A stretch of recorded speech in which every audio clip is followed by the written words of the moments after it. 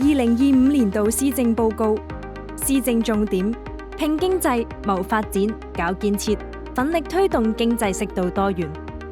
特區政府加快研究設立政府產業基金同科技成果轉化引導基金，推動產學研融合發展，聚焦重點產業招商引資，助力中醫藥產品開拓國際市場，發揮協和澳門醫學中心帶動效應，發展醫療旅遊，壯大債券市場，加強金融人才培育同引進，推進數字澳門園研發同數字經濟發展，以教育、科技、人才一體化發展為支撐，培育發展新質生產力，舉辦國際文化藝術盛會、大型節慶品牌盛事同國際體育賽事，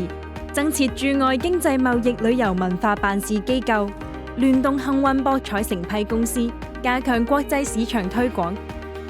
設立檢討營商法規工作小組，活化舊城區，盤活社區經濟，推出中小企業銀行貸款利息補貼計劃，助力中小企提質發展。揚優勢、增動能、謀長遠，開展重大工程項目建設。特區政府計劃建設澳琴國際教育城、澳門國際綜合旅遊文化區、澳門珠江西岸國際航空運輸樞紐，以及澳門科技研發產業園。